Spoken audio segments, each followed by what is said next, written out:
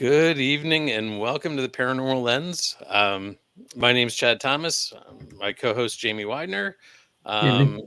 and we're here and we've got a great show tonight. But before we get there, how was your week, Jamie? Anything exciting? Blurry. It's like, how is it Tuesday already? Like things just kind of go, and here we are again. So it's exciting, right? Mm-hmm. Yeah. Nothing too traumatizing or monstrous happened. Well, I did get to do something I meant to do for like 7 months now.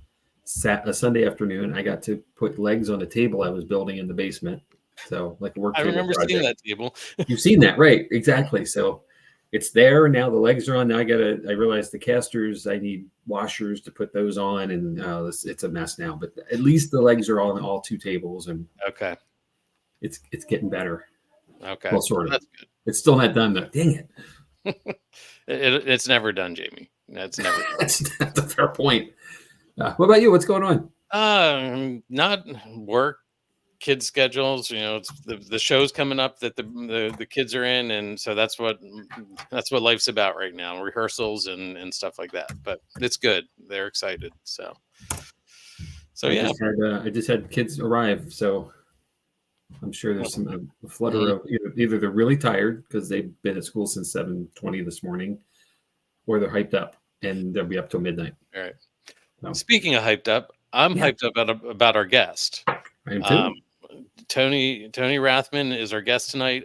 He's waiting in the green room. I got a little bit of an intro to read and then a video, and then we will bring him in. Like I said, our guest tonight's Tony Rathman. Tony and his wife Cherie are based out of Phoenix, Arizona.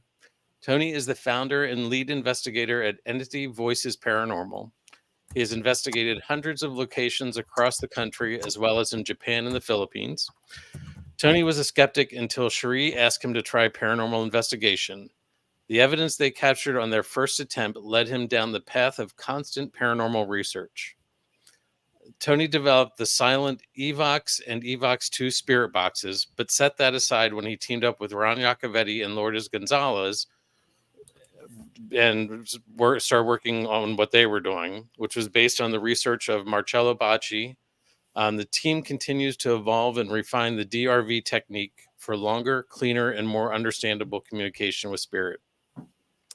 After removing the radio from the process, the DRV name didn't fit anymore, so Tony coined the name Staticom, which now has developed into Staticom 2. Tony is the creator, producer, and co-host of the multi-year running Entity Voices Paranormal Evidence podcast show on the UNX network. Tony and his wife Cherie were former operators and host investigators for the old Phelps Dodge Hospital in Ajo, Arizona. And that was known as the Copper Canyon Paranormal Research Center. And they allowed people from around the country to investigate overnight.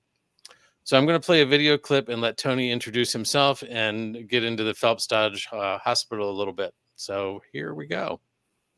I'm Tony Rathman, founder of Entity Voices Paranormal Investigations in Phoenix, Arizona. And this is my wife and co-founder, Cherie.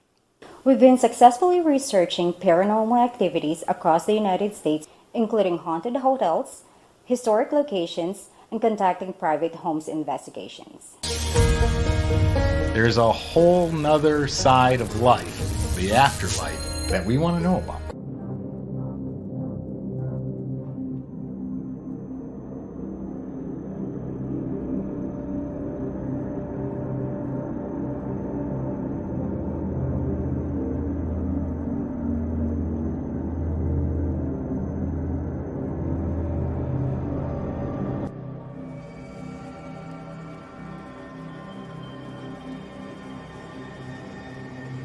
We crawled into our tents, screen tents, to keep the bugs off of us, and tried to fall asleep.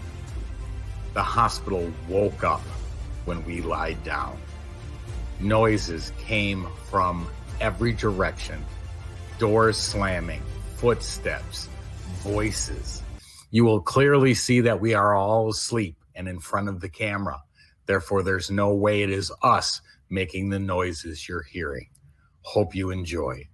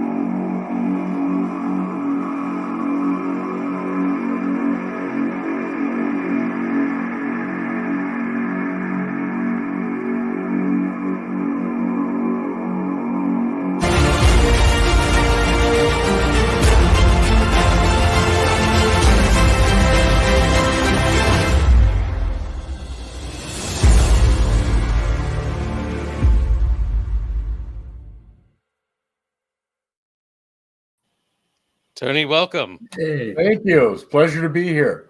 that's a cool entrance. We should do this for everybody, right? Hey, Tony put it together. I mean, That's true. so So, wow. I gotta say this first. That's pretty compelling and rather interesting. It was, and we were shocked so let me explain how that occurred. We had been investigating a couple times a week, either on our own or with tour groups or other investigators that had paid to. We let them spend the whole night, so they'd literally get from like 7 p.m. to 7 in the morning. And the hospital was roughly about 39,000 square feet. So, I mean, it wasn't really, really big, but big enough to handle even a group of 10 investigators, and you wouldn't be running into each other. But out of the hundreds of times that we investigated ourselves, along with some friends of ours, Chris Allgood and Audra Keeler, we would always see shadow figures. And we caught a couple on photograph. We caught a couple peeking around corners or darting out of the hall, but nothing like this. And the funny part is that particular night, Cherie said, let's investigate as long as we can. And I think we investigated to about 3 in the morning. And then we set up these little screen tents to keep bugs off of us, because there's some bugs in Arizona you don't want crawling on you at night. Scorpions, tarantulas, all sorts of other stuff. Oh, yeah. But anyway, we had put up multiple DVD or DVR cameras throughout the hospital, and we ran them into a recorder. We also had a FLIR recording constantly hooked up as well to the DRV recorder. The FLIR showed absolutely nothing. Yet this shadow figure, which looks 3-dimensional because it comes out of the building or the door in the back. There's a room that it came out of, and there's another room on this side, which you can see him cross through. But when it comes out, this was like, I don't remember the time, 5 something in the morning, or just 5 or 5 to 5 or something like that. So the light you are seeing is coming through a big window in the operating room. And that's the back side of the hospital, or the east side. So the sun had just poked up. Whereas if you look at the clip where we're on camera, it's still dark because we're in a different section of the hospital. But the other point is that that was being recorded on the 2nd floor. So that window that's letting that light through is about 20 feet in the air. So even if somebody had walked by, unless they were on 17-foot stilts, could not cast a shadow of a figure into the hallway. Plus, you can see it come out. It literally almost turns 360, walks towards the camera into the darkest part of the hallway where light's not shining through the door. And that's not possible. That shouldn't be able to occur, but it did. Todd's got a question here. Todd and Carmela have a question here. Did the shadow figure go into the room where you and Cherie were sleeping or not? No, well, not that we're aware of. It never showed up on the DRV camera, so no, it didn't. So. But the funny part was we found out a day or two after that the building had been sold. We would not be able to return. So Cherie said to me, it's almost like after 4 years of doing this, seeing them, this was their attempt to say, show us and say goodbye. So I thought that was kind of cool. Whether that's accurate or not, I don't know, but it's an awesome capture. Pretty cool. I've enhanced this a little bit. I've played with the contrast and stuff a little bit. So let me run that, and I'm going to keep the volume down so we can talk through it a little bit. But I'm just going to run that while we're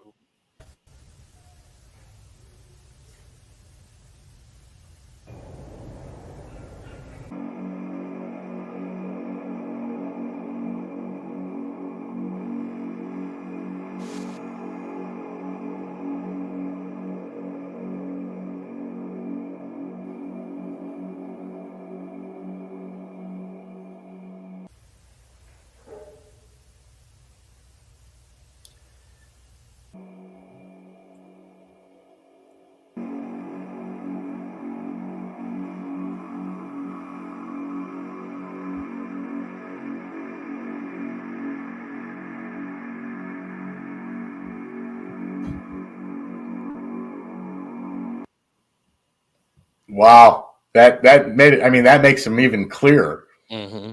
It looks to me like the first one's a doctor who's gone in and sort of checked on something, left the room, and then like two other people have snuck out of the room and down or across the hall.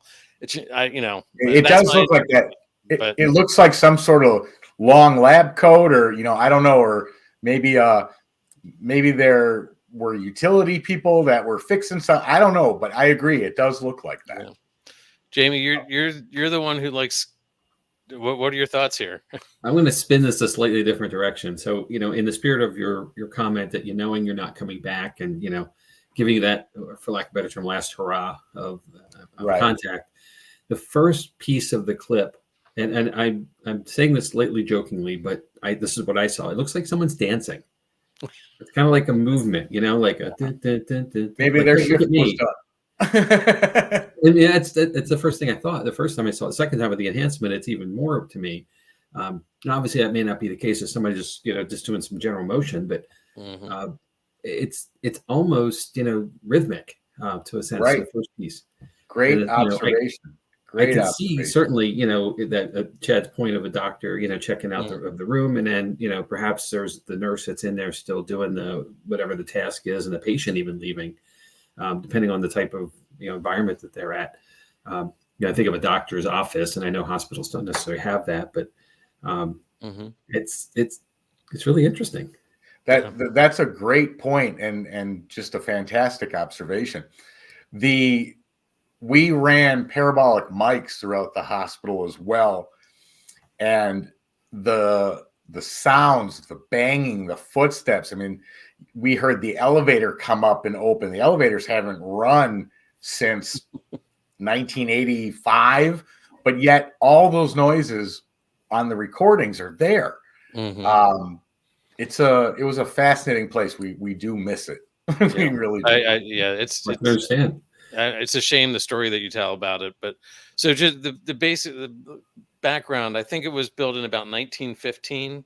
1919, I think, was the actual year it was opened. And then it ran through 1985 under a couple of different management regimes, but correct, through 1985, and then it was basically shut down.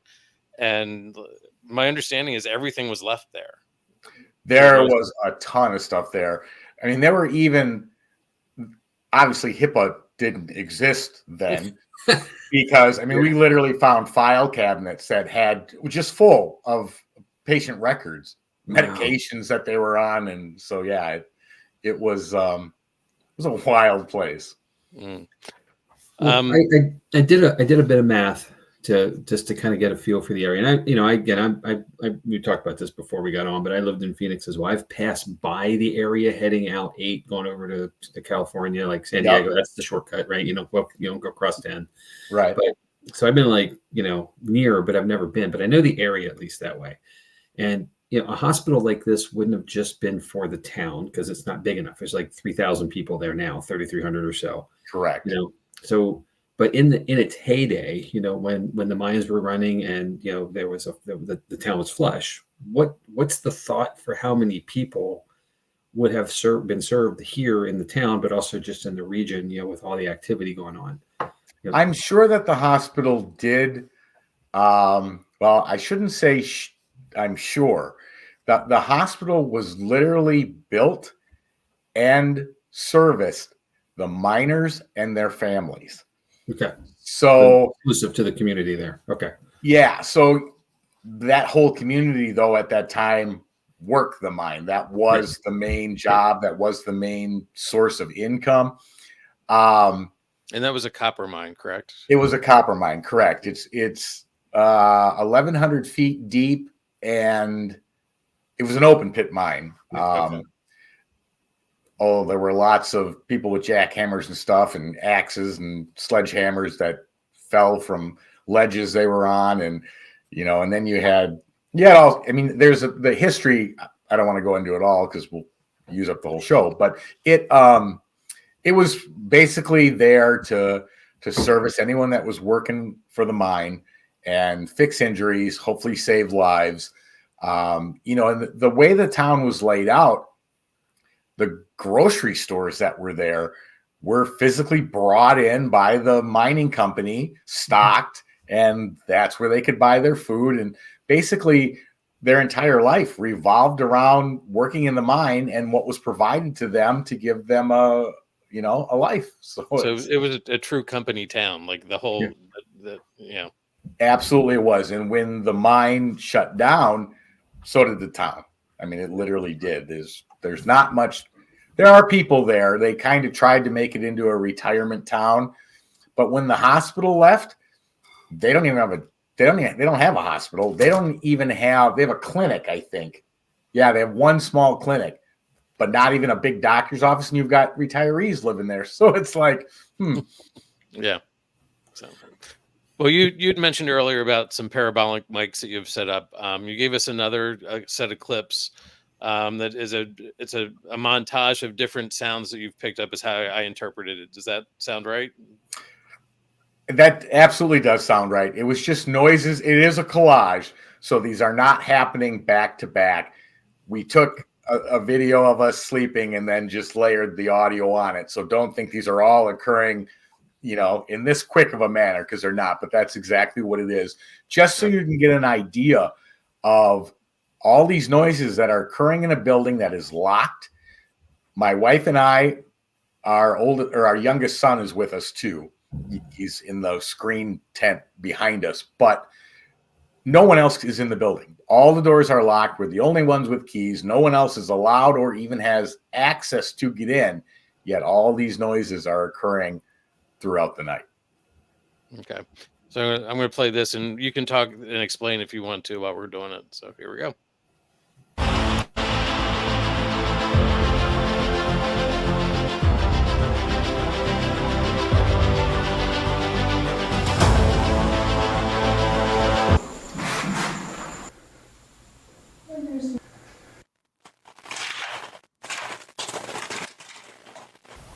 Okay, this isn't from when we were sleeping. This is actual EVPs we caught. Oh, did you hear that? I did.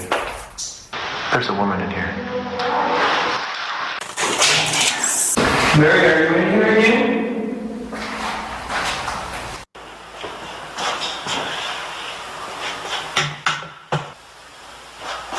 And this is a bathroom. There is a male talking. I can hear it. Are you in here?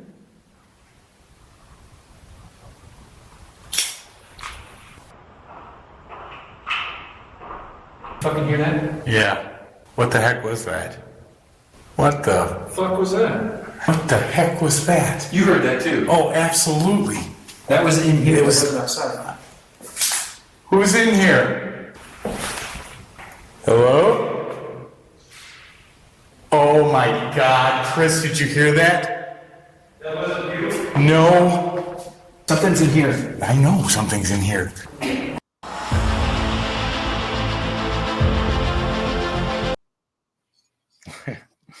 I mean, that literally was just a promotional clip. We played those to entice people to come and investigate it.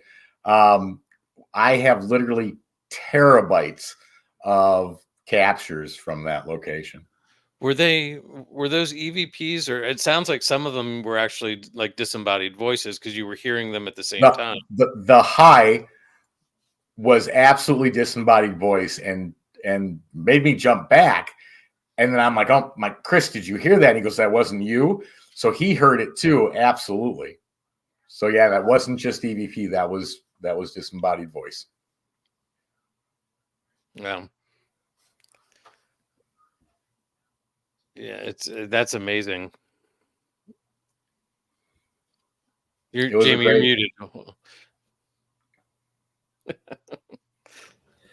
And as it goes, then, with the window of time, how long again have you had the opportunity to investigate there or utilize the space? 2017 to September of 2021. Okay, that's a good window. Okay. Yeah. And we were down there all the time. If a weekend showed up and we had no plans, it was only about 2 hours away, so it wasn't too bad. Right. But we'd jump in the car and And it didn't matter whether it was daytime, nighttime, 2:00 in the afternoon. The activity was there. It was always there. Yeah, And that's a really thank you for saying that, because that's a common misconception that we can only investigate at night. right. And obviously a lot of our equipment, with night vision and IR and everything is aimed for nighttime, and things are calmer. And people Correct. ask this question. We host public events at our location at Booby's Brewery here in Mount Joy, PA. All the time, and people ask that why do we do this at night? And less people, less activity. Although it's connected, it's a brewery, so it's connected to a bar that has people rolling out at 2 a.m. In traffic at a street level. That it's a fairly not a busy street, but it's enough. Right. And so even those things, I quantify that in some of the spaces where we have windows that'll have light pollution because of a car. There's a train track nearby. Yeah, then people hit it at the right speed. You get that gunk, going Right. over it. Mm-hmm. So those are things that automatically get thrown out. But if we were there in the daytime, and it's something we've done already. We've done investigations in the daytime. There's just as much activity happening. The things that we'll capture. It's just you have to be a little more careful. The hospital being vacated, and I did a Google Earth on it, and it's kind of up there on the edge of town, kind of thing. So I can't imagine there's a whole lot of traffic out there. No, very, very little. There's a house sitting below it, and then the old doctor's house, nursing home. They're not those anymore. Those places were sold, but those were the buildings next to it. And now, so you're literally talking, you've got maybe 2 neighbors within 300 yards, and then you've got one maybe 100 yards down below, but that's it. No, that road's not traveled much. Yeah. And so you're not getting that pollution. You could trust your evidence at any time of the day. Correct. And, you mentioned, it's dark as night in the daytime because you're isolated inside the building without power. So, those clips, we always assume it's nighttime.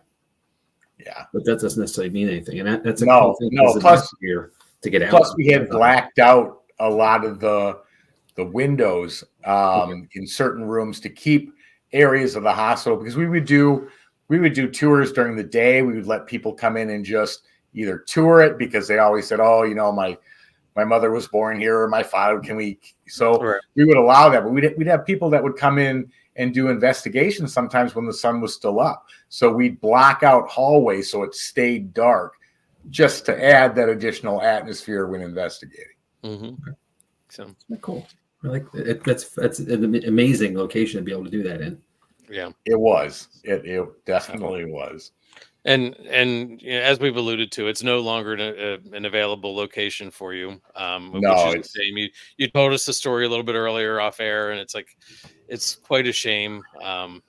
But that's how some of these things go. Yeah, there was a location that our team used to do that they decided to renovate and turn into a wedding venue, so they didn't want the paranormal tied to it anymore. Just for the record, the paranormal paid for the renovations, though. So exactly, but go figure. So it's a shame how we lose some of these, and I think it's important. Like the historic value of that set of buildings itself is just, it's a shame to lose that. And absolutely. I have to imagine the weather, is not a helper, in dealing with the upkeep and maintenance of this property being idle. It's just constantly being warned against by the high desert weather. Correct. Yeah. And just unbelievable heat in the summer. And, that pretty much took most of or a good portion of the roof and damaged it. And then during monsoon season, then it would get pelted with water, and then the sun would fry it for a couple more days after that, and things would crack. And so, it is a shame, because it's a beautiful building. It really is. So how did you go from that exciting episode or part of your life to the next exciting part of your life with Staticom? You've been involved in 2 pretty amazing things here. So how did you get from one to the other? Well, when my wife and my wife got me into the paranormal, I was never, you guys going to make Tony like a baby. It took a month.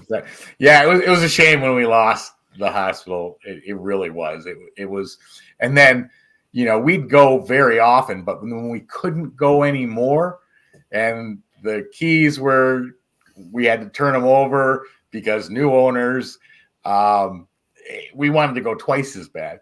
But anyway, my wife got me into the paranormal. I didn't really think about it, and this was 14 years ago. But all of the television shows started to hit the airways, and she'd always say to me, "Come on, you got to watch this. This is great."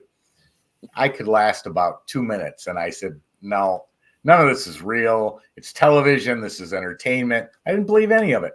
Plus, growing up, my father was a physical science, and chemistry instructor.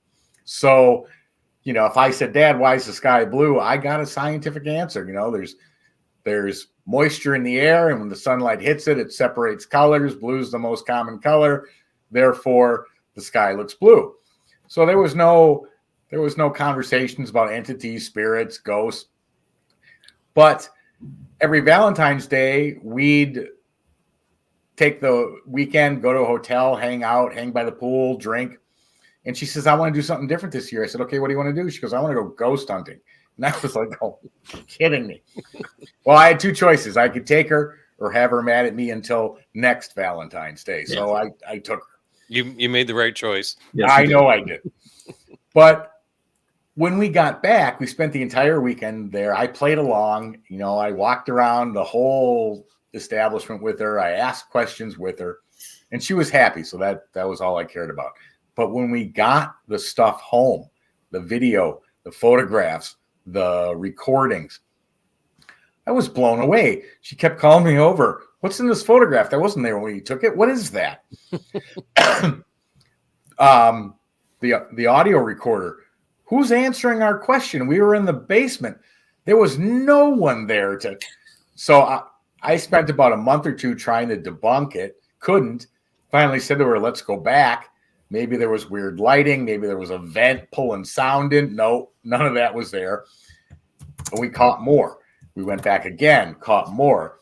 That's how it all started. And it just expanded from there. I think we investigated that hotel, though, over 50 times.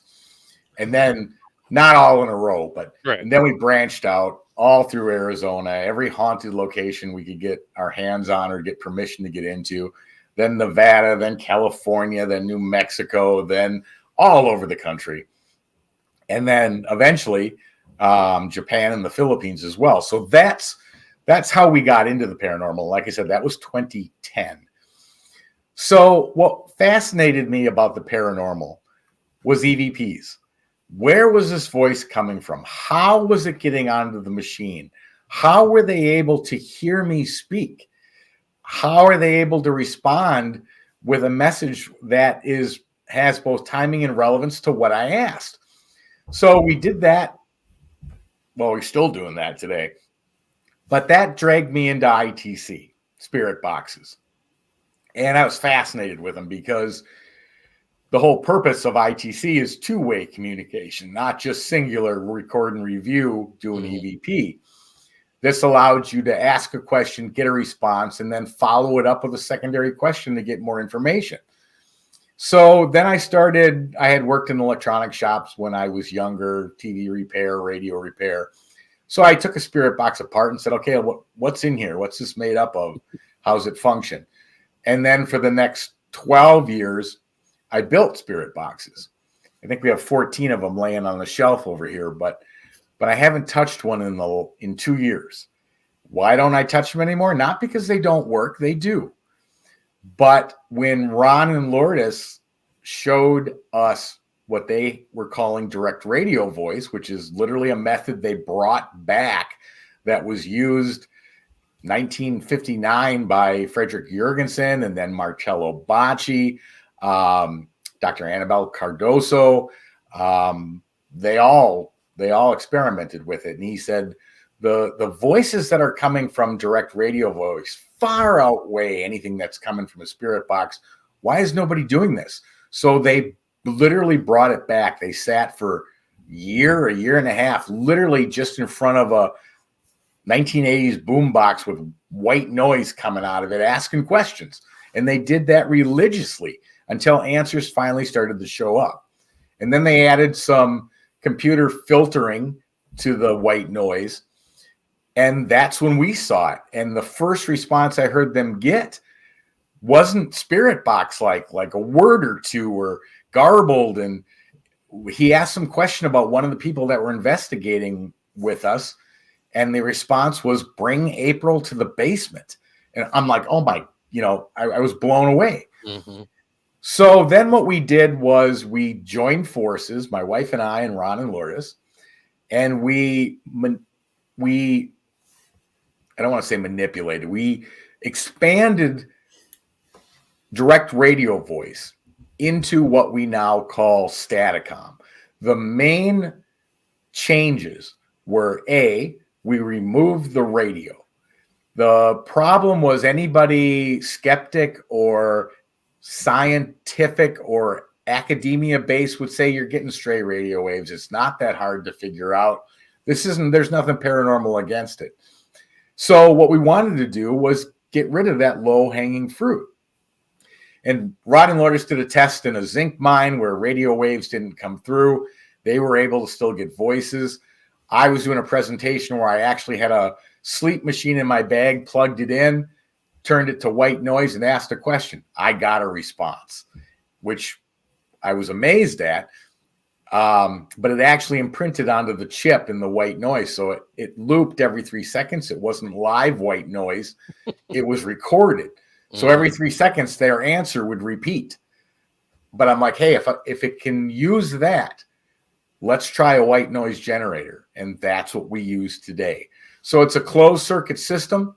White noise is 20 hertz to 20 kilohertz. Every sound the human ear can hear at a constant level, meaning not one is higher than the other. That's why you don't hear any of them. You just hear that shh sound. And no audio data, no syllables, no words, let alone no sentences. But yet we filter it then, and we believe through stochastic resonance, when the spirits lay their voice onto the white noise, it elevates the sound of their white noise because you've got that broadband white noise underneath it. It's kind of like if a bee was buzzing next to your head, a foot from your head, versus a whole hive of bees buzzing. That sound gets elevated, and that's what we believe occurs. And then we use a software program called VST, which is virtual studio technology. It's like an audio studio for the computer. And then we cut everything out below that voice, and then we only get the voice. Wow, that's the most technical description I've heard of it. So I'm processing it. So thank you. I'm going to ask Chad what you said later, because that's somewhere over here. Right yeah, I have a background in theater, so I've done a lot of audio engineering. I installed sound systems for a while, so I'm very familiar with white noise, pink noise, all those. So I'm just thinking about all the systems that I installed, and we used pink noise to tune it. What I could have been hearing if I had only known to listen. Well, exactly. You know what? And the medical community, scientific community says, hey, if you turn a fan on and you're hearing voices, or music, you're either suffering from musical ear syndrome or, split personality. But the fact of the matter is, based on how Staticom works, I mean, we ran tests before we switched to the white noise generator of running water, fans. I had literally taped mics onto the side of the car when I was driving around town for the wind noise. Mm-hmm. They all produce voices, but the problem is that the consistency of it was never even. If a car passed you, the wind noise would get louder, and it made it really hard to pull the voices out. But were they there? They were. Interesting. Yeah. So Todd has a question here. Do you find the weather in Arizona caused activity during investigations to be increased level, hot, dry air conditions? And did you find that they have any effect when you run Staticom sessions? We don't notice any difference in Staticom sessions. That's the consistency of Staticom, and which makes it just so wonderful, is that no matter where we are, we don't even have to be at 100 locations, because we don't consider vocal response. A vocal response will not prove a location is haunted or has activity, because we can get them anywhere. What we did notice here in Arizona, though, is that if there was a storm, if lightning was present, that would definitely charge the atmosphere and increase activity, but not necessarily with Staticom.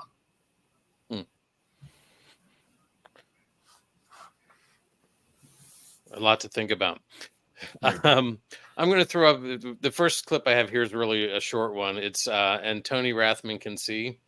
Okay. So let me it's a quick 3-second clip. So let me play that, and then you can fill us in on it.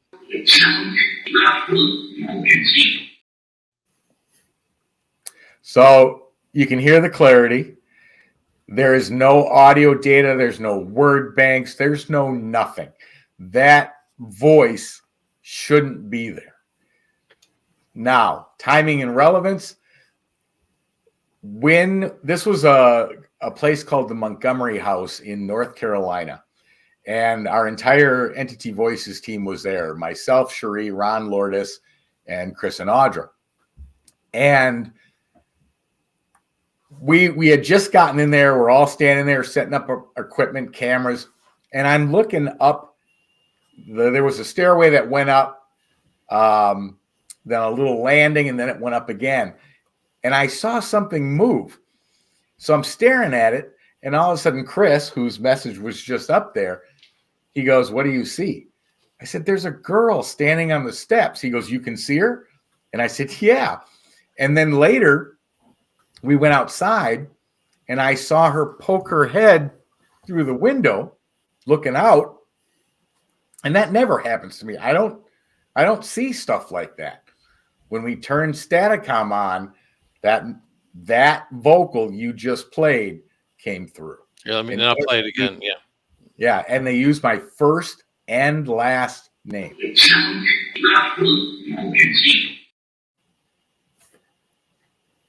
That's pretty cool. So like you said, timing and relevance. Right. So when you do a session, we go around. And I'll speak for myself and our team. We go around and we introduce ourselves before we start like an EVP session, but we never give full names. Would you have done that? Shared your full name? I've done it before, but not at that location. Okay, but that's what I suspected. Okay, but it only takes. We noticed this probably 3 years into investigating, that once we gave our name, we could go to locations we had never been to before, and they would call us by name. So, wow. Is that a universal consciousness? Maybe, but information flowed through, and we'd walk in the locations we had never investigated. Oh, the Rathmans are here. How that works, I don't have the answers, but it does happen. Wow. I have another one. I think it's called No Cops. Is this from the same location? It is. So before you play this one, we were asking questions. Lourdes actually asked, "What's your favorite part of this house?" Now, this house was on something like 1,000 acres, middle of nowhere. So, I mean, even somebody coming from town, it would probably take them 3/4 of a day to get to it. But we were thinking they were going to say the library or the study, but this is the answer they gave. All right. What's your favorite part of this house? What room?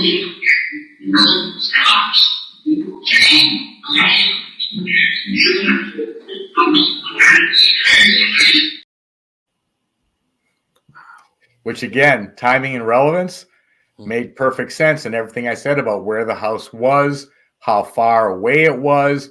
Yeah, there wouldn't have been cops and would have had safety for the children to play without fear of anything except maybe animals, but that would have been it. No, you said this is the Montgomery House, right? This is the one that Chris and Audra still correct get to a lot. Still run. Yep. Okay. They run this one. Okay. Yes. All right. Very cool.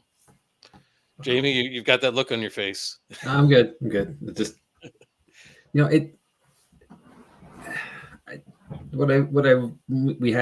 we did an episode on ITC, which for me was a very good thing to start with. And then, it led us to have Ron Lourdes on. and my mind was blown. But now but I've kind of become, I'm starting to absorb this more, and out of like just sheer wow factor, and I guess I want to ask you this: when did the wow factor end, or has it ended yet for what you're capturing all the time? Or you're just kind of just rolling with it now because it's happening so frequency and in such clarity. The wow factor never ends. Okay. The other point is we do not know the limits of Staticom. We don't know where it's eventually just gonna not be able to produce farther than where we're at today.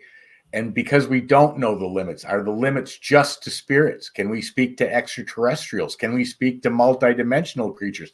We don't know. Because all of those variables are still up in the air. I mean, there's a lifetime of research with what Staticom is showing us now and what we can test. Just the other day, I was having a conversation with somebody and they said, hey, have you ever asked how the pyramids were built? Have you ever asked if Atlantis exists? I mean, there are literally millions of questions that can be asked. Have we ever asked any of those too? No, we haven't. Why? Because it's so overwhelming that, you can't do everything. We have to pick apart things the other question we always get is, well, how do I buy this? Is it for sale? Well, this was done for research purposes only. And even the 12 years of Spirit Box building, I never sold one because that wasn't my point. It wasn't for production. It wasn't for resale. It was for the research. And same with Staticom. And if we even were to put it out there, the research would stop because all the free time would go into answering people's questions. And so right now people ask us that all the time, but we don't have an answer yet. It's a different kind of business at that point. The business now is the research, and then it would be the retail. Yeah, I totally appreciate that. Yeah. Customer support takes so much energy, right, Jamie? Yeah. Hold on. This is appropriate though. Sure. Yeah. We did ask that question, winning lottery numbers, but guess what? We knew this partially from just building spirit boxes, but there is what we call universal laws. And it basically says that we are here on this planet in a 3D body meant to learn, grow, evolve the spirit or the consciousness, whatever you want to call it. And those universal laws limit them from giving you information that's going to interrupt this experience that you're here for. And apparently the lotteries, because of, a massive amount of money all of a sudden would probably change everything about you, including your outlook and what you cared about. But when she said it about the lottery numbers, they just go quiet, that you will not get. But we can ask any other number. How many spirits are here? They'll tell us. Which is a good segue. Let me play another clip. I know which one this is. I think you know what's coming up. So I'm just going to play it and you can tell us about it afterwards. Sure. Yeah. How many spirits are with us right now? 300. 300? Did you say 300?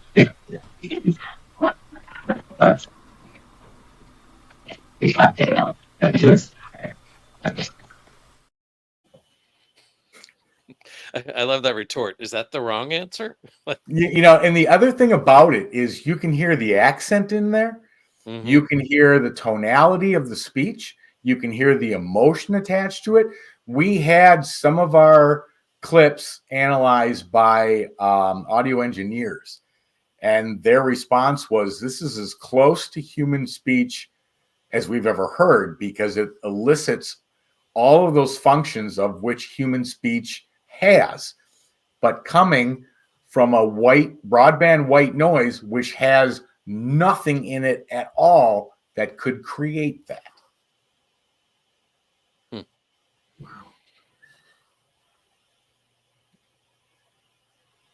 I find it interesting too that like it's like you were picking up on somebody else's conversation, and she passed go, And I know that when you would do some live sessions, it seemed like there were times where we were listening in on people's conversations. Without a doubt. One of the first comments when we were doing DRV and when Cherie and I started, it took us probably a month to get everything dialed in right to get our first responses. But it's almost like a spiritual wiretap. I mean, there's times we turn it on and they're talking back and forth, but they are not talking to us. They're talking to each other. Mm-hmm. And you can just sit there and listen, although eventually they do figure out you can hear them. But I remember some of the first responses that we got, the spirits were saying, he can hear us. Oh my gosh, he can hear us. And I said, yeah, I can hear you. See? I mean, they were literally, you could hear how surprised they were, how excited they sounded. And so, yeah, you're absolutely right. It's kind of like a wiretap.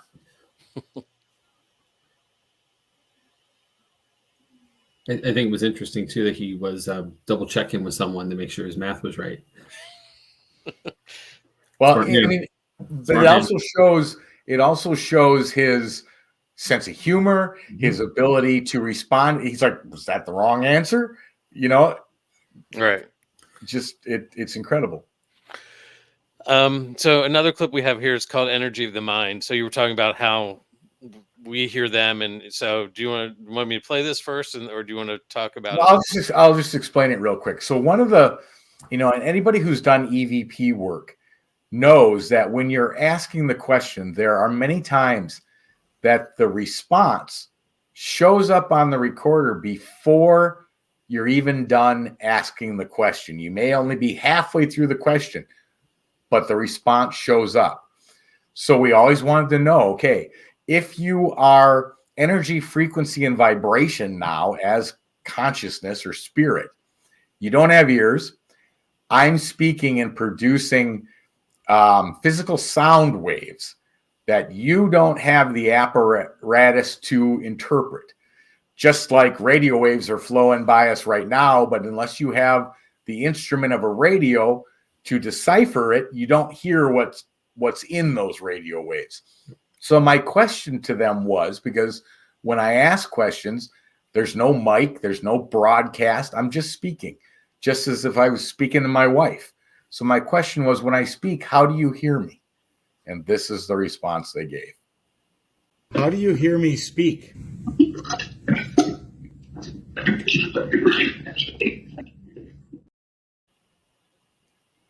So there's your answer. They're not hearing me speak. They're picking up on what I'm thinking, which would explain then why you can get an answer on a recorder before you even finish asking the question. Wow. The compelling piece of that for me is that we call it. That means there's more than one person in there in communication with each other. Right. Some conscious grouping that's happening. Right. Or a universal consciousness. Right. Yeah. It just depends on what your outlook is, what you believe reality is or is not. And so, there's a million variable paths to go down on that subject matter, but you're absolutely right. Wow. It's just, I'm sitting here in awe. And I've listened to these clips several times today, and every time it's like, wow. Yeah, it's incredible. And, we are very excited about what the future of it is. Half the questions I was saying, what are the limitations? Where does it stop being able to do this, or does it? We don't know. We don't know. So the next one that I've got is Let's Touch Tony. I feel like this is back again at the Montgomery house. I was sitting on a chair with a room behind me, and apparently they wanted to reach out and touch someone. But it was funny because I remember feeling like something rushed up behind me right after this, because I heard them, or right before it. I can't remember which one, but yeah, here's what they said.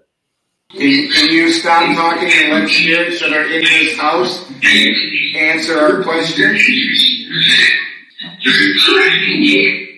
They're trying. Yeah, I heard. Okay, keep going, please, because I can hear it blessing.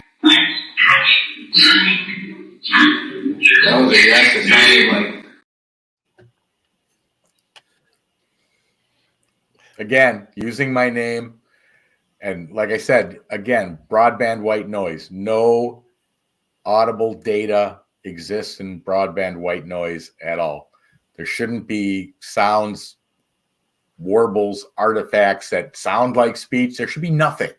But yet, intelligent answers with timing and relevance to the questions that we're asking. So it's phenomenal.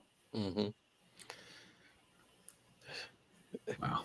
I just can't, the sentence structure alone is in the content, the tone, the relevance to the moment.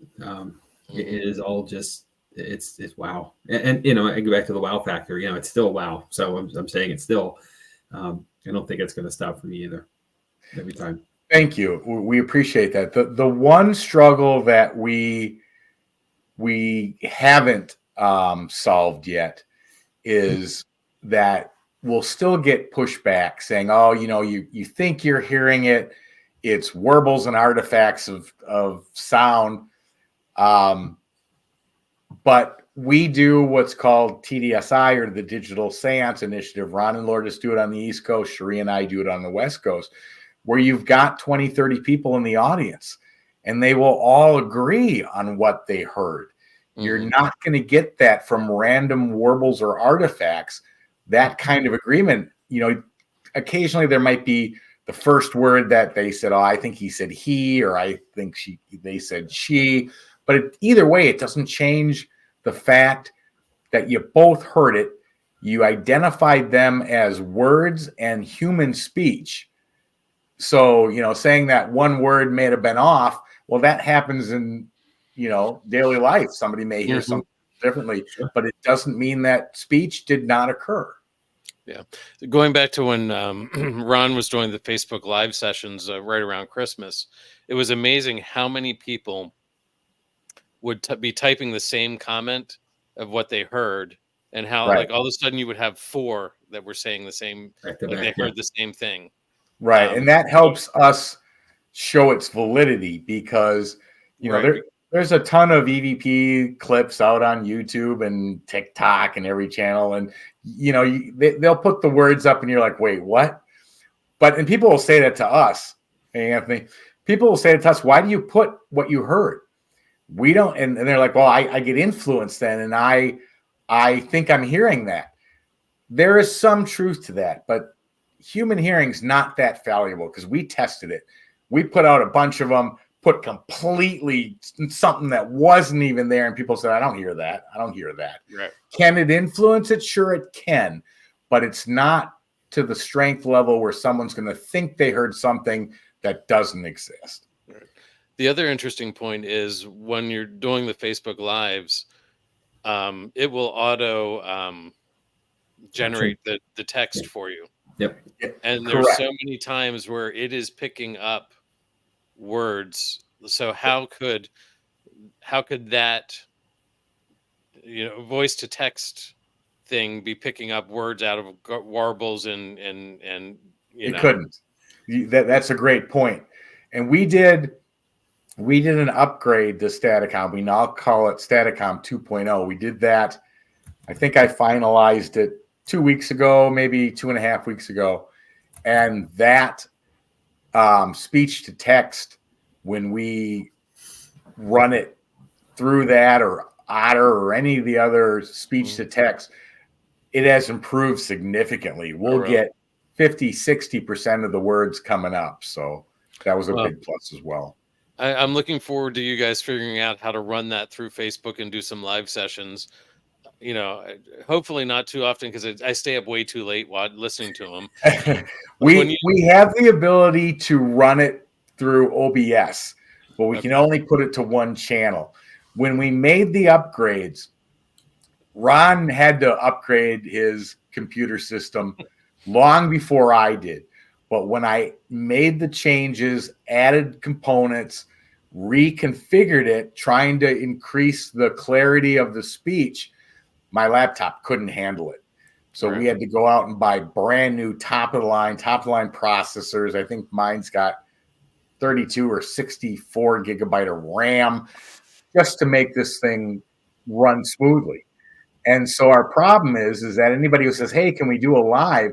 We're still struggling with that because the processor's so heavy and used to run it that if you have to connect to a live stream, even if you're not the one hosting it, still the connection can cause us issues. So we're working on ways around that. It's almost like you need a second machine to do your live stream. Yeah. Which we've tried that too, but then we get the problem of echo, which is even worse. So yeah. Wow. Before we get too far off going back to this last point, we all have recorders when we're in the field, and we don't have the luxury of having Staticom. So bear with me. We're doing this old school still. So we've got voice recorders. Some are better than others, of course, quality brand, things like that. But, the rarity of capturing a Class A EVP comes into this, and when you do get it, of course, it's like, the moment, but, there are B's and C's and mostly C's, let's be honest. There's something there. I'm not 100% sure. What I want to say to this is you're capturing Class A EVPs every time if we're going to go in that scale. And you're right.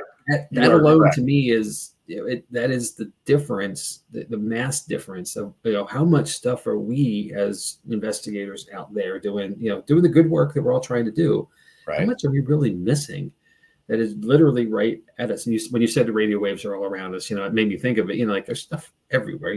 This, and man, it's just that blows my mind as well. Like it is, and to have responses so clear that it's literally like talking on the telephone. I mean, this is probably one of the goals to this was to finish Edison's thought to create something that was as close to a phone to the dead as physically possible. We're getting there. Now, don't get me wrong. I mean, the progress has been phenomenal and we're super happy with it. But none of the 4 people on the team, we're never happy. We always want to push it that extra step further, and we will continue to do that, like I said, probably for a lifetime. But you are correct. This type of communication where you're not guessing at what was said, you're not fighting the static sounds, the crackles, the fluctuation in the radio signal, making pops, crackles, squeals. None of that's there. So it's a whole nother path. Mm-hmm. So in that spirit then, and pun intended for saying spirit, I guess. But when I get a poor EVP, I'm more apt to discard it, or because I can't clean it. I can't get enough to make it be better than it is. Do you get to that point as well with what you're capturing in Staticom? Is there evidence that's just not enough to say this is really something? How often does that happen in the mix? Yeah, I mean that's a correct. Like I said, it's 2.0 is clearer than Staticom, the original Staticom. But are we always trying to improve? And do we show everything? Only when running a live, and I'm sure you've seen Ron do it. I've done it. We'll run for 45 minutes, and then we're up to doing it. Ron's done 2.5, 3 hours, I think.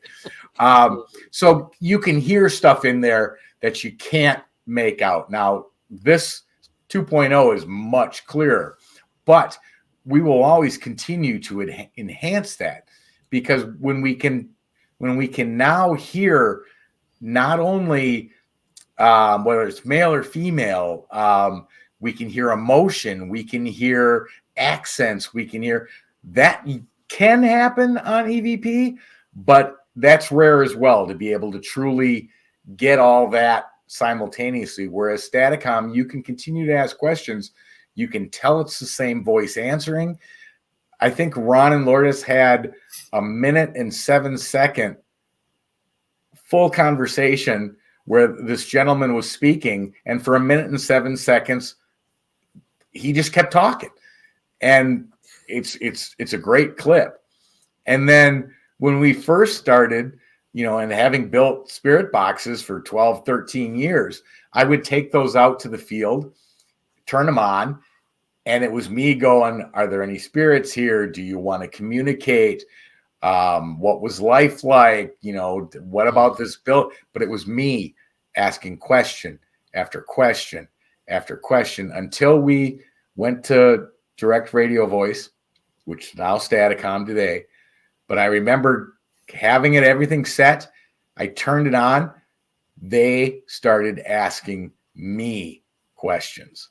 I was answering them, which just blew my mind.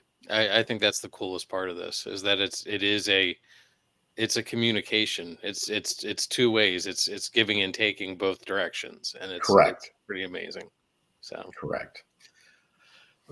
We do have a couple more clips. Then the next one I have queued up is "Say Hi to Ron." Okay. Did you just go ahead and run it? Yeah. Okay. Is Ron running Staticom right now? He is? Can you say to Ron, can you say Tony says hello? I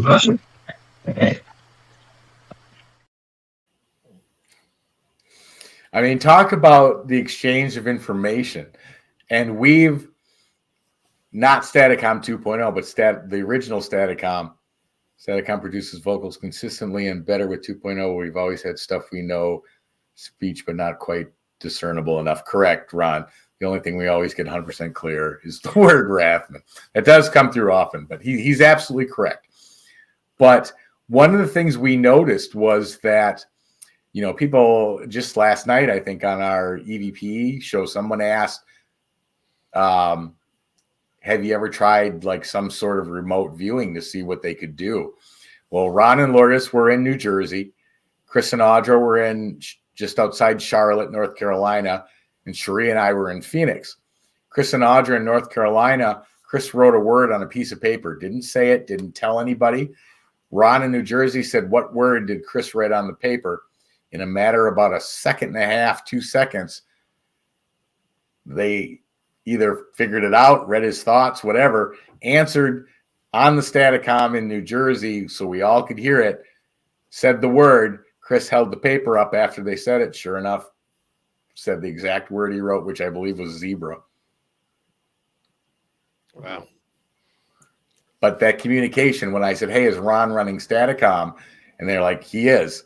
Well, I asked Ron the next day, I said, hey, 9 o'clock my time, 11 o'clock your time, were you running Staticom? He said, yeah, we were.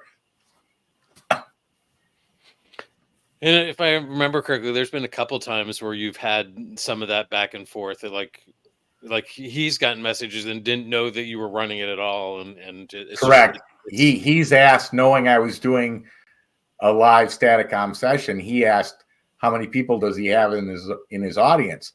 We did the session. I didn't speak to him that night. I'd get a message from him in the morning, goes, you had X amount of people. I'm like, how do you know that? Well, because they answered. Mm-hmm. Wow. That's just the fact that time and space doesn't matter. It's like that whole, it's correct. It's instant. It's there. They're everywhere. They are everywhere, which is, exciting from a research standpoint, a little unnerving when you think about it, because I mean, literally, they are there all the time. Just a little, yeah, just a little. Mm-hmm. But it's also fascinating, and that's why we keep plugging away, keep trying to improve it, keep trying to see what else we can do. But so far, we're just as impressed with it as anyone who's heard it for the first time. Because I don't know, it's a whole new level. Mm-hmm. Now, don't get me wrong, spirit boxes work. I built them for 12 years, but we believe that there was a kind of a disenrailment of the theory of spirit communication. I mean, DRV was out long before Frank Sumption put out the Frank's box. Mm-hmm. And what he had worked. I mean, you can get a word or two, maybe partial sentence, but the consistency of the answer is not there. And we realized that the radio signals aren't needed. You don't need to scan up a radio station or down the speed. None of that's necessary. In fact, we've determined, and again, this is based on our own research, but that when it hits a radio station and says a word or part of a commercial or whatever it hits, that blocks the communication. Mm-hmm. They only use the fragments of white noise in between that scanning to communicate. That's why we believe their answers are short, brief, and because that's all they can get out in that amount of time. Mm-hmm. I've thought about this a little bit. I'm wondering if it was the Frank's box, the scanning radio. It was an easier piece of equipment to carry around. Like, no doubt about it. And it developed that way because it was something that everybody could grab and go do. You are absolutely correct. And let's face it, you flipped one switch to turn it on, you could start asking questions. You may adjust some of the other buttons. You may adjust the echo, the reverb, whatever else was. But that's the other nice thing about Staticom. None of that exists. There's no echo. There's no reverb. There's no alteration of the voice in any way, shape, or form. So what you're getting is natural. But your point is extremely valid because somebody that wants to jump right into what can I get, spirit boxes were good for that. Mm-hmm. So I'm going to set you up on this one. We have one last clip, but what do you think the spirits think of this whole idea? They like it. They love the fact. I mean, we've heard them say, I don't know how many hundreds of times, we love this, or I don't want to say what I was about to say because I think it's in this clip, but the fact that they know that communication to an extent that has not yet been seen as possible. I mean, think about if you were a spirit or consciousness or whatever term you want to call it. On the other side, you could see your loved ones. You could know they weren't happy, but you had no ability to interact or communicate on a regular basis. Staticom gives that ability. And so that's why people always say, well, how many voices are talking? When we first got this working, we had to figure out how to limit it because it was overpowering. They were all trying to speak at once and screaming over each other. And so, yeah, we had to determine, frequency and change shifts and all sorts of other things. But yeah, that ability, and it works through spirit boxes and other devices. So that ability is there, just not to this extent. Okay. All right. So let me go ahead and run this then. All right. Let me hear you say Rathman.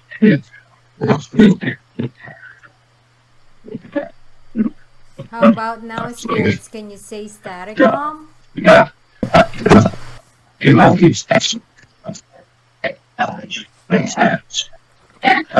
ask some questions. You can see here. Let's see if there's any difference between me asking and you asking. I'll be right back. It's not live or anything. But you're... That one's just interesting because, well, clearly you heard him say we love these tests, but they said stand up just before I stood up. Right. So again, it's that I didn't say I was going to stand up, but they were able to pick up, and I did. I got up. My wife took my spot to take over, but it just shows the ability of how that information is being passed back and forth. Tony, I want to go back, way back in time for you, and I want you to think about that first time you went on an investigation. Okay, and I'm going to assume you were skeptical. Oh yeah, I think you said as much. So, and that to me, honestly, that I can remember my first time too. So bear with me on that. But one of the things that I love, absolutely love, is when we get to do public investigations. And there's the big tough dude who's there because his girlfriend, wife, whatever connection is, made him come along. Right. And all of this is BS, and that's all staged and fake, and and the lights go down, the session starts, there's equipment all over the place, and it doesn't matter what it is, a K2, a REM pod, something starts to happen, a flashlight pops, something happens. And there's direct reason for it because of a call response situation. Right. And that dude starts to go, whoa, and by the time the thing, we're done a couple hours later, they're not the same person they were when they started. I can only imagine what that experience would be like if Staticom was available. Like, think about that. If you had that on your first time out, wow. Absolutely. One of the greatest benefits that we have found by sharing what Staticom can do, and people always say, "Oh, did you patent this? Why aren't you selling it?" Even if we were, which we're not, that's not the greatest reward. The greatest reward is when somebody in an audience asks a question and gets a response from a voice they recognize, a voice they can identify, and literally touches them to the point where it changes their life. That, I know for Sheree and I know for Ron and Lourdes, is something that you just cannot replace, you cannot take away, and you'll never forget. And that, we love that. Yeah, it's pretty amazing. Justin has a question here that I'm going to throw up. Yeah.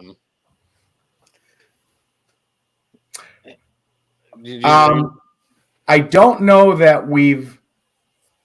Well, let me think about it for a minute. I don't know that we've specifically run a test saying, "Okay, tell me what I'm thinking." Could it be done? Absolutely. But again, that list of what can be done is so long.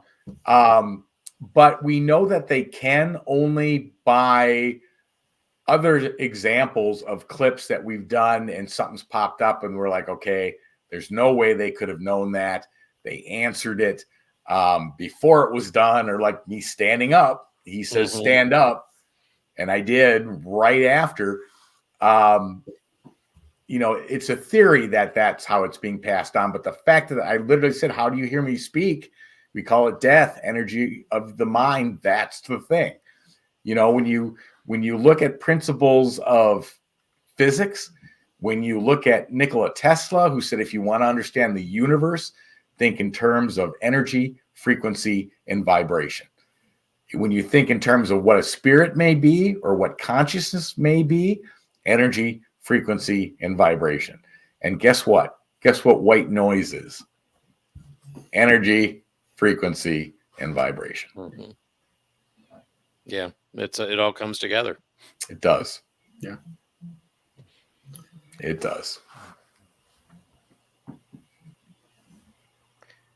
Yeah, I'm at a point where I've just taken in so much information that I don't. I have two questions I'd like to ask you. And sure. I'm going to kind of throw a general blanket over this, so bear with me. But okay. in your opinion, and we kind of touched on some of this, maybe it's answered already, but I'd like to hear your thought. What would you say are the most common misconceptions associated to or around ITC in general? The most common misconceptions revolve around multiple different factors. The first one being that if you have any communication at all, you're dealing with demons. You're going to get possessed. Your life is over, and you better fix it immediately and go see a priest. We've been communicating through spirit boxes, DRV, and now Staticom for about 13 and a half, 14 years. That's misconception one. The other misconception is the flip side of it. That's, academia or scientists say you're believing that you're hearing what you want to hear. That may have been the case with beginning spirit boxes, where you could barely understand what they were saying between the static, the white noise, and all the other disruptions. Staticom's not like that. It's clear. So that misconception, even when we talk about what Staticom can do to somebody who's never seen it, never personally heard it, and there's a huge difference too between personally experience it in a live environment to watching a clip. The impact of it is 3 times what you get from watching a clip. But that other aspect is that, that disbelief, which is so ingrained in either a cultural aspect or a religious aspect or a scientific aspect that they won't even touch it.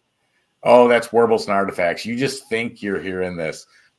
No, I don't think. If I think these 20 other people think they heard it too, so who's wrong and how is that happening? And so, one of the things we're excited about is to really bring this method to light and let people question it, let people throw out what they think, because we've gone through this up and down, over and over, back and forth, left and right. Do we know exactly how it's happening? No, we don't. But we do know that we don't have anything in it that's an easy, low-hanging piece of fruit to go, you're getting radio waves. Can't. We have no radio. We have no device that can pick up radio, satellite, walkie-talkie, nothing.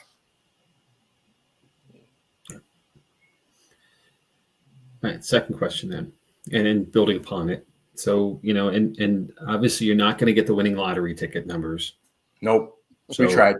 So given the pie in the sky, if anything could be possible, where do you see the Staticom project in, say, 5 years from now? What do you Hopefully in the hands of everybody interested in the paranormal, wanting to see what they can catch, what communication they can have, what answers they get when they ask questions. That for sure. But there's so many positives about where this could go. I hate to elaborate too far because, like I said, we don't know the limitations of it yet. Right. But could it be used? I mean, anybody who claims to have had extraterrestrial contact always say they were speaking to me. I heard them, but their mouth never moved. Okay. Is that a form of telepathy? Could Staticom easily pick that up? We've even had people say to us, do you think Bigfoot could communicate through this? I don't know. We don't have those answers yet. Is it possible? It could be.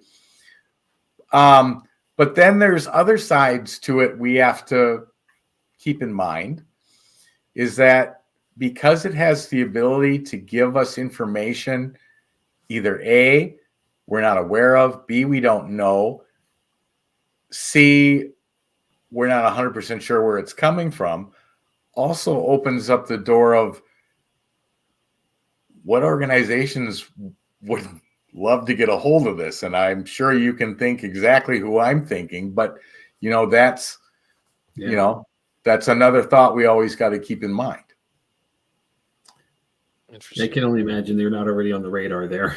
So yeah, at least one of those agencies or organizations, entities, whatever we want to call them, to be not on our radar ourselves. Right. Chad and I can't go to jail. You're too pretty for jail, Jamie. Too pretty for jail.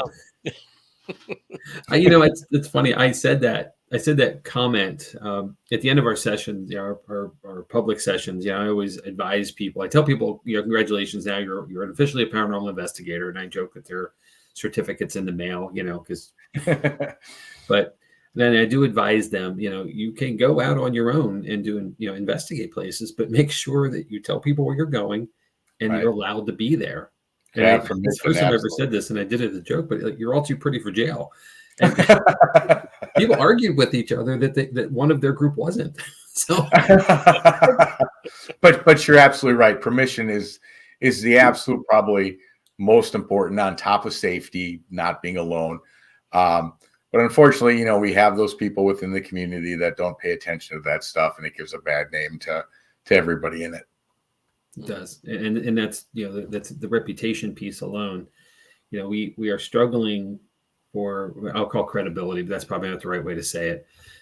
But for to be acknowledged, as a pseudoscience, maybe even a real science. Obviously, I think you're supporting science more than anything. And the things that we do negative, that draw it down. And it doesn't have to be the trespassing piece or, right. the physical thing like that. But the false documentation of evidence, the staging of things, the stuff that does happen. It hurts. It's frustrating, and it puts the good light that we're all trying to project, it puts a filter on it, and it automatically puts a huge filter. It gives someone an excuse to say it's not real. And well, exactly. And the more poorly put together stuff that's out there, I mean, researching the paranormal, trying to explain it, try to understand what's occurring is hard enough to do because of the doubt of, what are you doing? You're crazy. None of that exists. But yeah, when poor stuff is shown as an example, that reinforces that ability that, that's, what do they think they're doing? And that makes it even harder. So you're right. That whole reputation, that whole ability to take a look at what you captured, know your environmental surroundings. What was going on when it was captured? Was there a dog barking outside, or was there, you got to be aware of all of that. Then you have to review, let other people review, let them question it or ask questions to make sure you covered all your bases before you say, this is unexplained. Tell me what you think. And then, okay. But a lot of that's not done. Oh, look what I caught. People are like, wait, that big red circle in the middle? I don't know what you're what you're showing me. Yeah. Well, we equate this to the difference between being a ghost hunter and a paranormal investigator. The ghost hunter is chasing shadows and everything's a ghost, and the investigator is going to take away all the normal things, and then whatever is left could be paranormal, but you're still skeptical of that until you can really knock it down. And there is that night and day difference, and you see it, Correct. And that's we try to teach that in what we do with the public, and I hope others do as well. And I'm assuming others do, because it's the difference to at least to me, and I think for our team, that is the hugest difference between the credibility and the non-credibility. Right. Completely. You lose no one listens anymore. Right. And thank you, Ron. Sheree and I do appreciate it. I noticed Ron said that, and I didn't mention this, but yeah, we don't believe that they read our minds. We believe because we're connected to a universal consciousness that they can access it. And that's the same thing we were talking about prior when you said, talking about giving our names, and that we had done it. Mm-hmm. And then we go to places we had never stepped foot in, and they'd be like, hey, the Rathmans are here. It's Tony and Sheree. That wouldn't physically be possible if some type of universal consciousness didn't exist that was being shared. Right. So good point, Ron. This comment ties to that as well.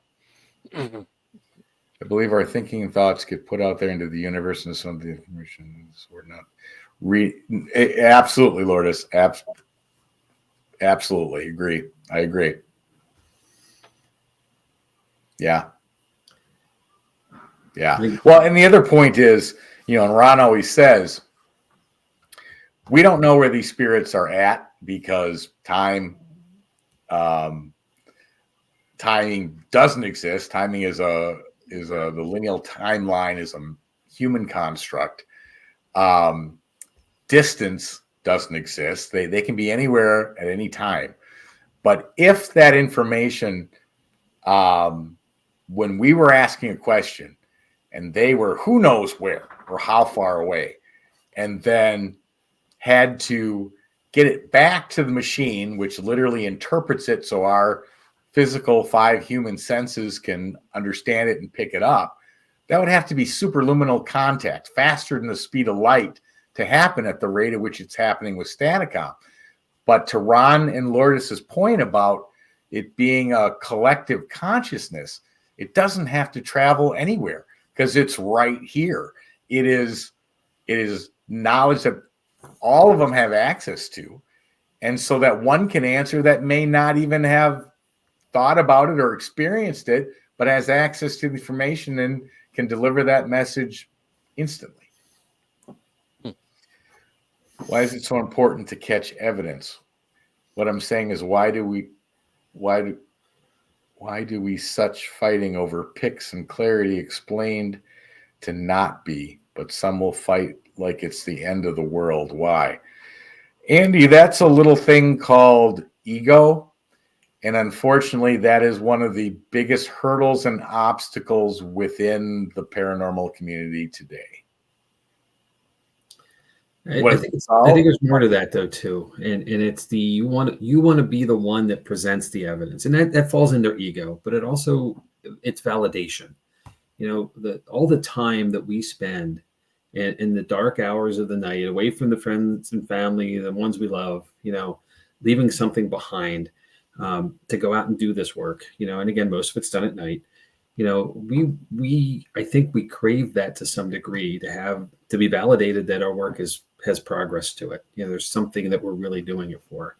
Because if you keep doing the same thing over and over again, and no changes, and you keep getting the same results, you're going to bore, you're going to burn a bit, burn out or get tired of it, and then you slide away. We want that, and it's. I think that's I think it's a healthy drive to want to find more things. I think that's what drives Staticom to get to Staticom 2, and to get away from the early iterations, and that's no different for any advancement in the field. We have a team of 10 individuals, and not everybody can make every event that we do. Right. Right. So, and we know that, so, people come and go, but the whole of us, are still connected that way, because we want to do this, and people stay for that. We're privileged, and I'm never going to shy from that to say, we have a location that we get to go to on a regular basis, that we know where it is. We know what's going to, we know what to expect to some degree. We never know what's going to happen, but we know what to expect when we arrive. We're not going to some strange place where it's down the beaten path and you don't know the shape of the place, who might be there, and that's the risk, right? Of going out into the wild of a place that you've never been to. There could be real people there, and that's danger, Correct. So we have that great advantage of having all that to collect and continue to collect that place, of evidence. But we still go back, even though we probably know who's there. We have a good grasp of who's there. We have a good idea of what's going to happen to some degree because of the relation of the space that we do. Correct. But, the fact that something really cool can happen, and we're lucky enough to have a camera up or an audio on or something, it's a huge bonus. But exactly. And what the other thing, the other aspect to what Andy asked about, why is it so important to collect the evidence? To me, it's important for two reasons. One, so that it can be shared and experienced, verified or debunked by everyone else in the paranormal community. And it adds to the knowledge database of what was captured. Maybe somebody else at the same location captured it too, and it may bounce back and forth to verify both captures or debunk them, whatever way you want to look at it. But otherwise, without some sort of capture to be able to reproduce to other people, it's the fishing story of the big one that got away and broke your rod into 4 pieces, and it was this big. Mm-hmm. If you have video, audio, something that can be replayed, it adds validation to the story behind it. And especially with something like the paranormal, which today materialistic science says, well, we can't study it because we can't capture it, we can't measure it, we can't reproduce it. Even though pieces of information may come from 100,000 groups across the country or the world, each piece is a puzzle piece that, if you put them together, paints a bigger picture, because there are consistencies of how they got captured, it, where it came from, and those pieces start to paint a picture of maybe variables of what that other side looks like. Yeah. And Andy, that's a great question, but before we slide away from it, thank you. I really appreciate the question. You bet. Without prior evidence from DRV in Europe being recorded, there would be no Staticom. Today's Records are tomorrow's foundation. Yeah, well said, Ron, and absolutely true. Mm-hmm. Absolutely true. And Todd here has another comment.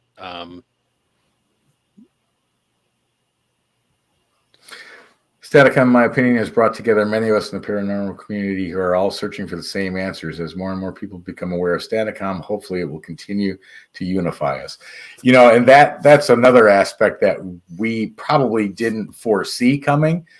But if that is the case and can happen, absolutely wonderful. Because back to what Jamie was saying, that everybody wants to be the one to say, look what I got, look what I captured. When that unity breaks down, mankind has been trying to figure out what life after death is for thousands of years. No single person is going to do it on their own. No. We may have a chance with everybody testing, trying new things, but it'll never happen from one individual.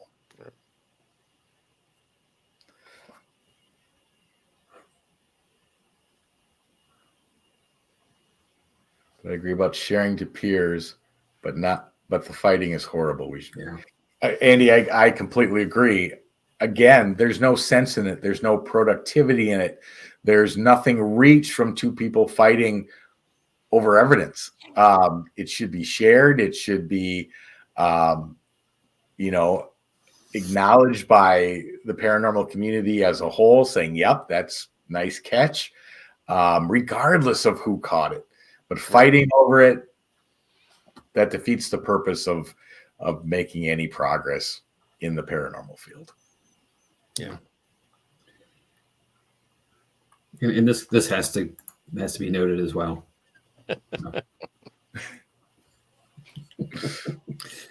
Ron, it's true. Don't deny. Wow. So I got one more question. I got one more. I know we're way long. No, you're fine, Jamie. And it's past Chad's bedtime. So I got one last question for me, Sure. at least. So you're a paranormal investigator. Correct. Okay. So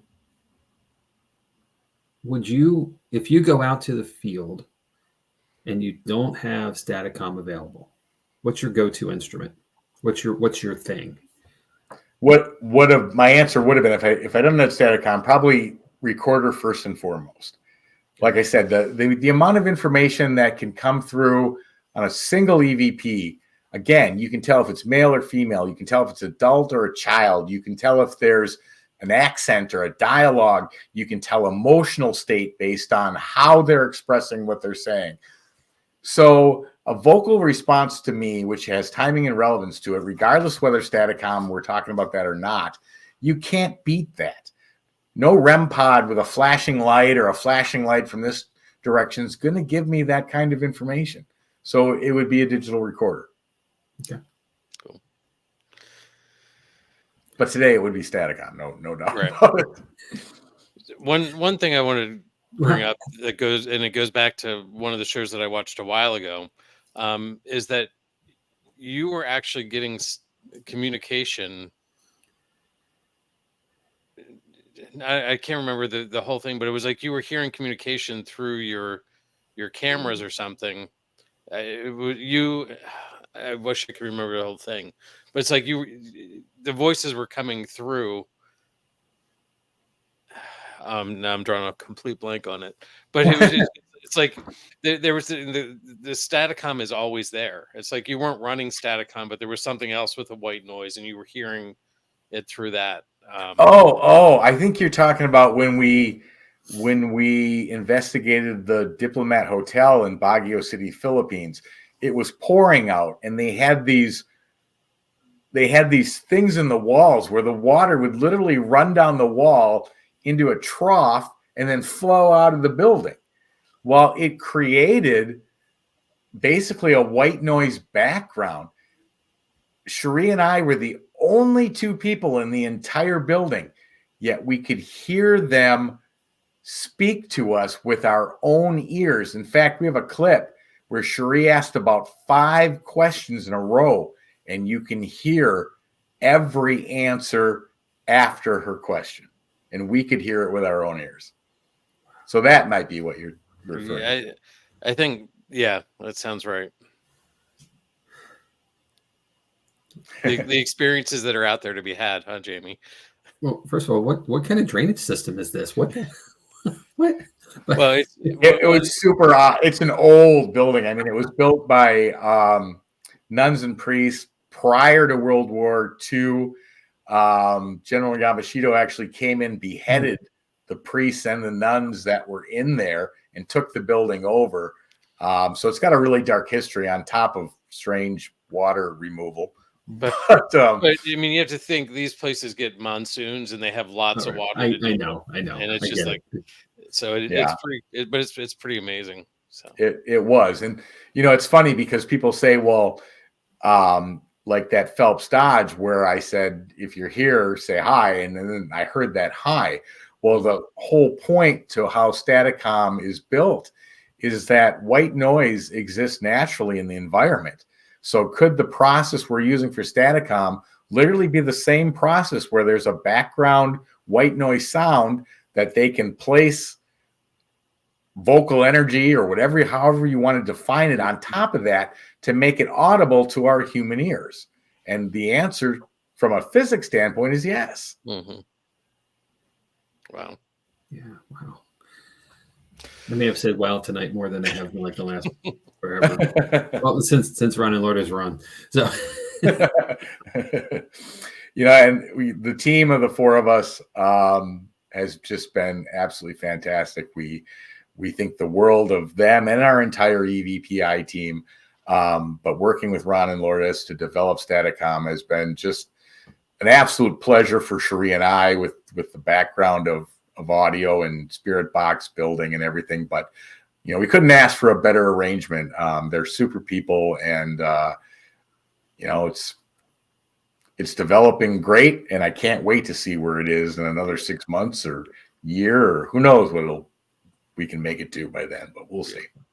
Well, next time you get to the East Coast, definitely would love to get together and talk. It's awesome, Dad. Absolutely. Well, we used to have a license plate that said "You've got a friend in Pennsylvania." There you go. You know what? We actually may be in Pennsylvania this year. Don't know for a fact yet, but it is a possibility. So if that happens, I'll shoot you a message and be like, "Hey, we're going to be in Pennsylvania." Sounds good. Sure. Make it work. Awesome. So do you think if we took old tube TV with white noise, we get the same result? Yeah, absolutely you would. It can be done with any white noise at all, from a radio, from a television, broadband radio. It doesn't matter necessarily what hertz, whether you're using long band, short band, medium band. It can be done. Like I said, I stuck mics out the car door, taped them to the car, drove around. Mm-hmm. I could get voices from that white noise sound. So yeah, you can. And with the old tube TV too, you never know what you might get through the static on the picture tube too. Right. I mean, correct. So I think it's a great experiment. So yeah. And I think it's funny that the three of us and then Andy bringing up a tube TV, people who know what these things are still. First of all, we're all a certain age now. We should probably go get some screening done. Right. But thank you, Ron. Do I sense wrath? It's possible, Todd. It just we have to check our schedule because we've got things popping up left and right, but it may be a possibility. So, well, I know it's getting late. I'd love to play this shadow clip one more time. Go ahead. Jamie, I know you haven't seen it before, Jamie, so I'm playing it for you. So here's this.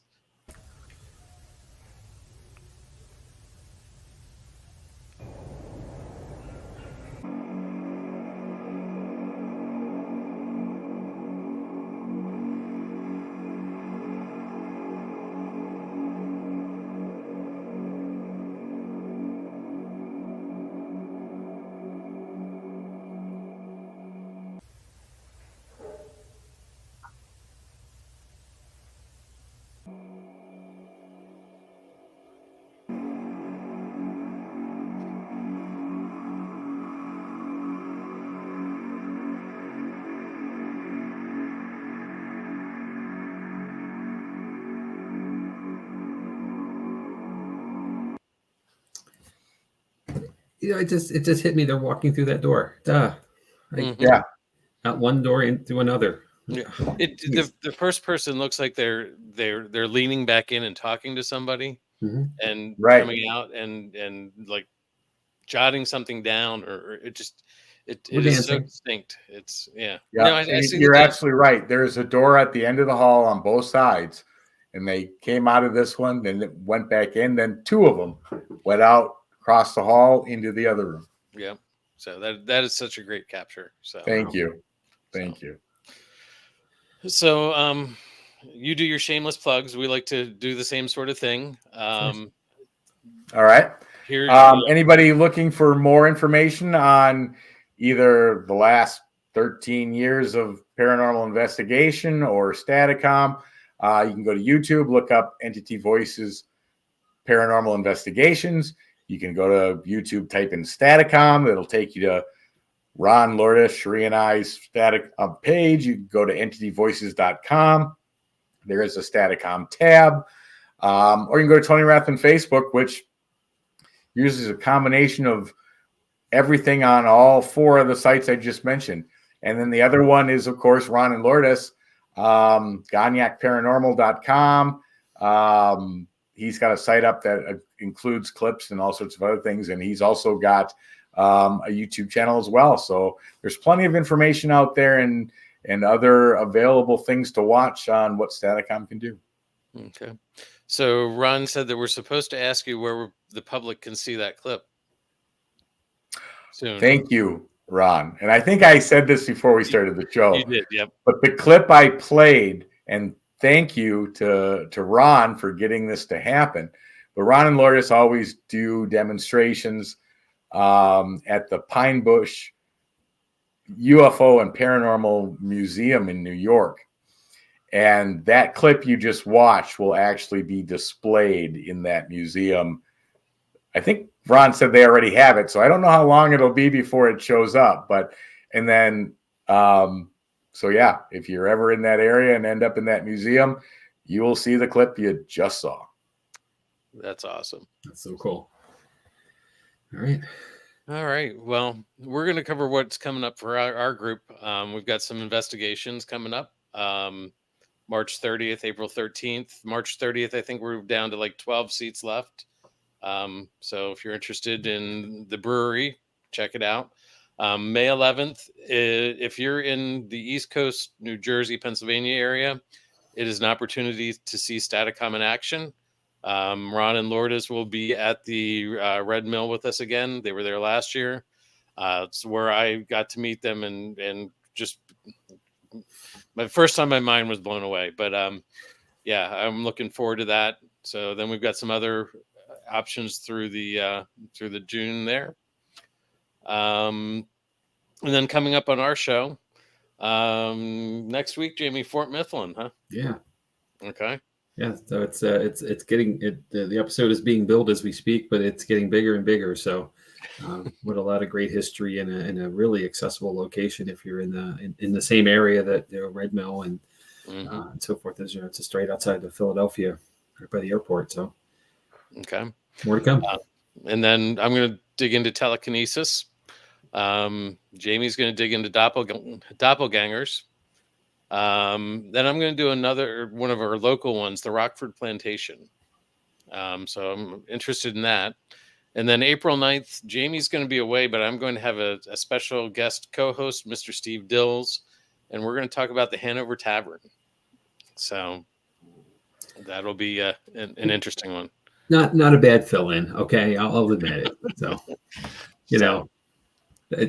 just remember he's a fill-in. That's a one-time thing. So, and he actually may bring a guest along. I got to run that up the flagpole, but he may bring a guest along from his team. So we'll very see. Cool. Then you can find Jotniks on the social medias that we always talk about. Yep. So yeah. Tony, I want to thank you for a great show. Like, my mind is completely mush now, but that's a good thing. Well, I want to thank you both for having Ron and Lourdes on, having me on, be able to further explain what this new methodology can do. And if this show caught your interest, keep an eye on Staticom. You'll see it popping up, whether it be in physical locations to be demonstrated live.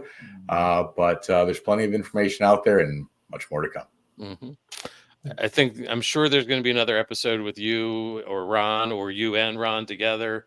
Maybe at some point you'll be able to do a live one that we can do at least a short set. Who knows?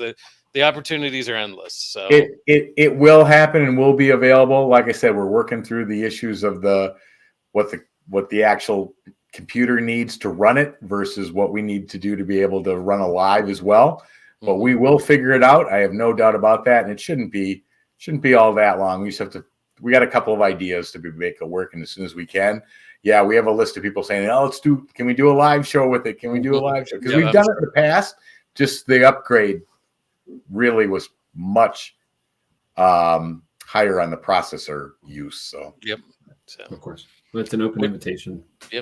Without a live session or without one, it's always an open invitation. So So if you have something that's earth shattering and groundbreaking, you want to let us know. We'll get an episode on with you. So awesome, thank you, appreciate that very much. Remember, you have a friend in Pennsylvania, so I will remember that, even if I have to get a license plate to say it. So we'll find you. Don't worry. Yeah, thank you. Well, again, thank you, Tony, Jamie. Thanks for hanging out another week with us. Thanks to everybody who's. I don't know. I'm tired. This is Chad past his bedtime right now. I want to thank everybody who joined us and is hanging out with us. So yeah. If you've not been with us before, please come back again. We don't talk this long usually, but this was an exceptional guest tonight, and again, fantastic work. So not going to use your email. I'll remember that, Lourdes. So, all right. Well, I think we're going to run the end credits here, and we'll see you in a little bit, Tony. Don't go anywhere. Okay. Sounds good. All right. Good night.